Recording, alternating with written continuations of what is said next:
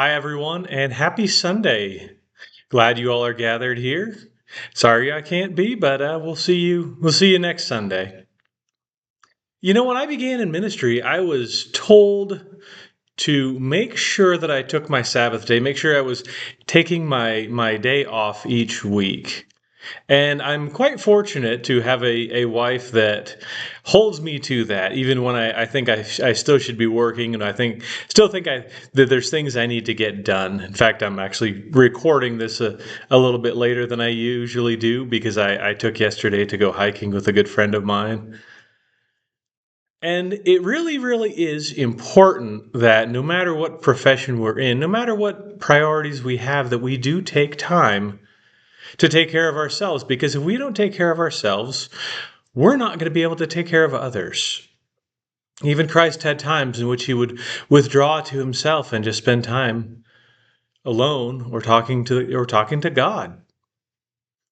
And it was kind of funny when I wanted to research the statistics on the burnout rates of clergy. And when I was typing into the search bar, first thing when I said burnout rates first thing that came up was pastors. Nationwide, the burnout rate of law enforcement officers is about 15%. For clergy, it's about 40%. So again, I'm very, very lucky to have those who really encourage me to take care of myself. And of course, the biblical basis for taking a day of rest, we can look back to the very beginning, back to Genesis. And it is likely that we have heard the words, "On the seventh day, God rested." And I've heard more than one person say, and you actually heard that in our reading of literature today. Basically, hey, if God got it all done in 6 days, so can you.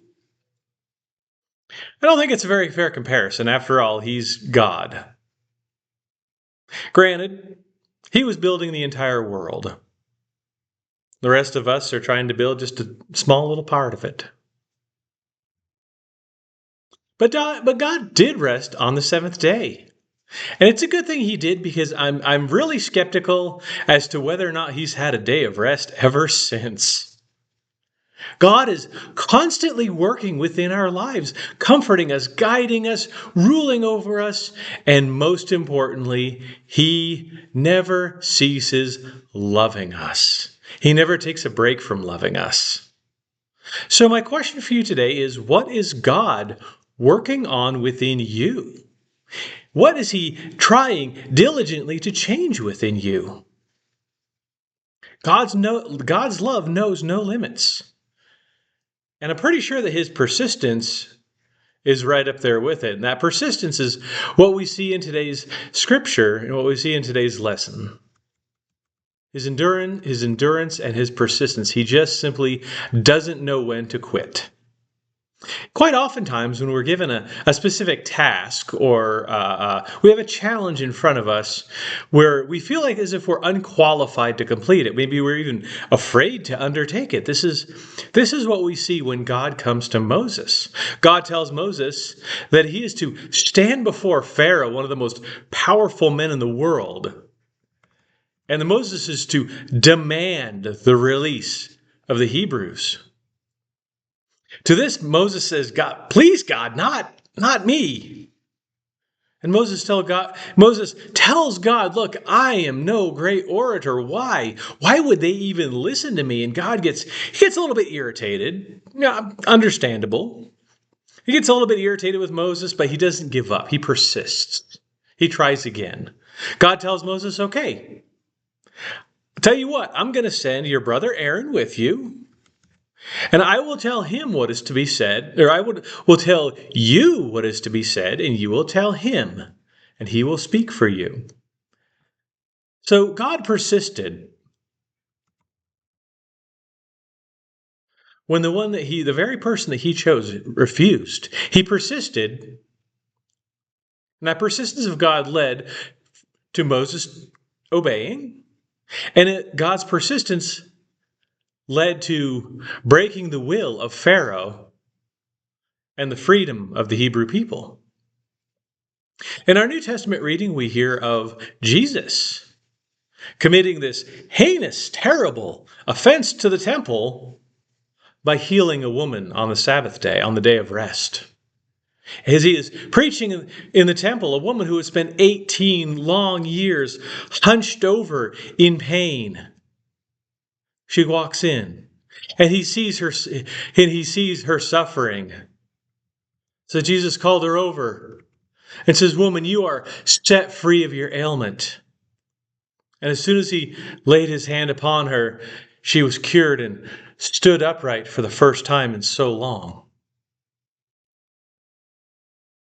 But the leaders of the temple, they scolded her for saying there are 6 days on which work ought to be done. Come on those days and you'll be cured, not on the Sabbath day. And Jesus snapped back, "You hypocrites! Does not each of you on the Sabbath day untie his ox or his donkey from the manger and lead it to water?" Jesus is asking them, would you care for your animals on the Sabbath so they would not suffer? Then why would you allow her to suffer, a fellow child of God?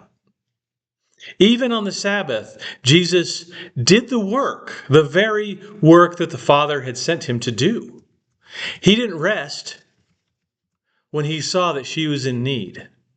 He didn't rest when he saw that she was in pain. God doesn't rest when people are in need. Some of the greatest healing I've had is sitting within these walls on the day we call the Sabbath. He's healed me. He persists. He persists to heal us even when we refuse his help. He's always there waiting. Now, on the day that I began to write this sermon, I struggled a bit. I was feeling like I was running behind. You know how we get when we're stressed out, when we have a task to be done, limited time to do it, and we just can't get started. I had the overall direction, the overall message. I knew that this was going to be on God's persistence, God never knowing when to quit in our lives.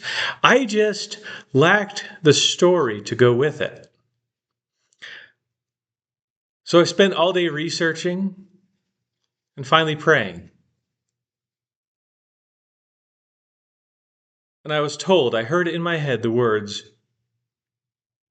"I've always been with you." I went out and I took a walk. Took a walk down to the dollar store to go get some pencils for my office. And as I was walking, I was in quiet contemplation, and I heard more words in my mind. It says, "You already have the story, clear as day." And I remembered back to the very moment that I gave myself back to the Lord, back to Jesus Christ.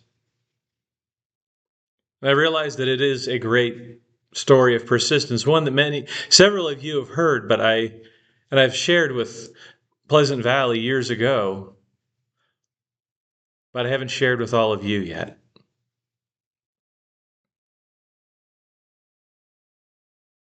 Since the first time that I've told it, my audience has grown a bit. So here it is. This is how God never knew when to quit in my life. I hope you all appreciate it. See, I was deployed to Iraq in 2006. And our unit's mission was escorting convoys in the northern theater of the country, and it was a difficult, dangerous mission. In the year that we were there, my unit had experienced over 600 enemy contacts. We lost 2 brave men and sent several others home with wounds and injuries. I myself was hit with an explosion that left me with crippling headaches, memory loss, a disruption of my nerves in my right side. But as hard as the deployment was, as hard as it seemed, the real difficulty started when I came home. Many soldiers would tell you that coming home is bittersweet. You're supposed to be happy, but oftentimes you may feel as if you have a job left behind that wasn't done yet, that there was more you could have or should have done. Loved ones are happy to see you, but they don't realize that behind your smile and your joyous outward appearance, there can be a lot of damage, a lot of things that you prefer to keep to yourselves. And as the days and months and even years passed, I told myself that I was getting better. That was a lie. Instead, I was masking and hiding the damage that I had within me. I was reckless and drinking too much, acting in ways that really truly hurt those who cared most about me. I thought I was protecting them when really I was just hurting them.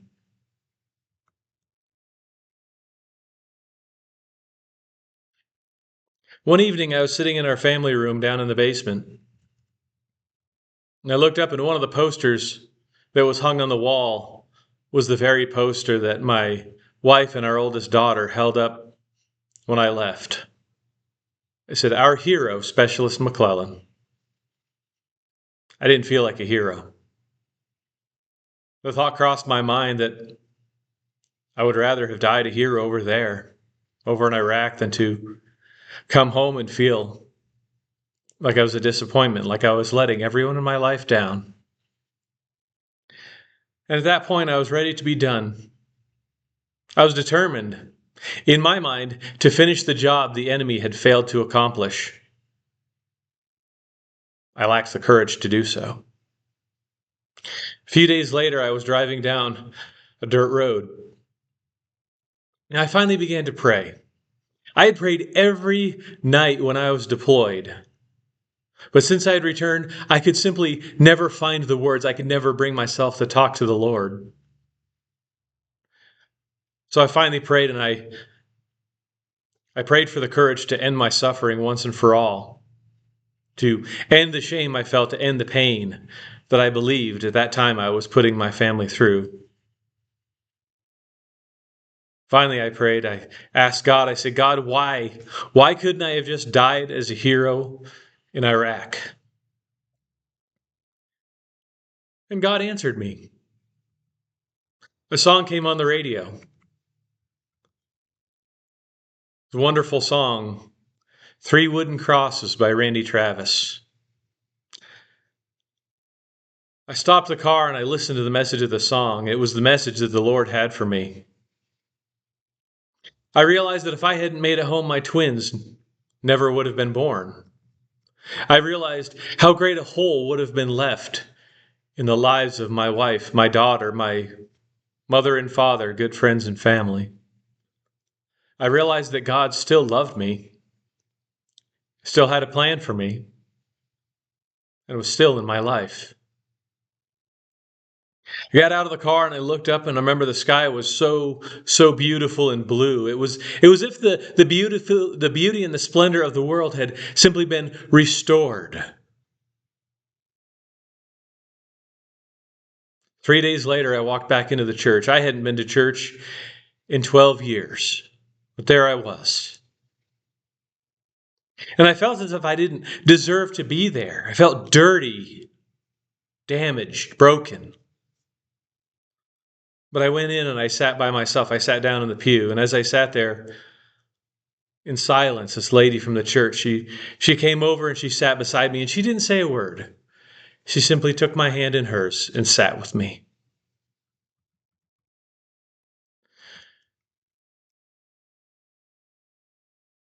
Through her, God was telling me not only that He was there, but that He'd always been there. He had persisted in my life even when I was ready to give it up. He never knew when to quit. It was up to me to let Him help. Since I let God back into my life, I have experienced more healing than any doctor or therapist could have given me. He's the reason I am still here. He's the reason that I'm here today. Brothers and sisters, God never rests. God doesn't know when to quit. He doesn't know when to give up on us. He's always there, waiting to help, waiting to heal. Just as Jesus healed the crippled woman on the Sabbath, the day of rest, God is here to heal us no matter the day, no matter how broken we may feel. When we call his name, he does not rest.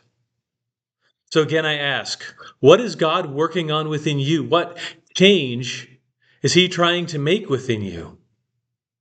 Are you letting him complete his work? He's not going to quit. He will persist. God never knew when to quit with me, and he doesn't know when to quit for each one of you. It's simply not in his nature. But it is up to us to let him help. The Lord has called each and every one of us by name. He has known us even as we were formed in the womb. He has loved us in spite of each and every fault and shortcoming. He has loved us so much that he sent his Holy Son to take upon himself the crosses that we rightfully bear. He saved us through the blood of his own Son, our Messiah, Jesus Christ. I hope you all have a wonderful week. Again, I'm sorry I wasn't able to be there to tell you this story in person, but it's one that's been so important to me, and I hope you all got a little bit out of it. God bless.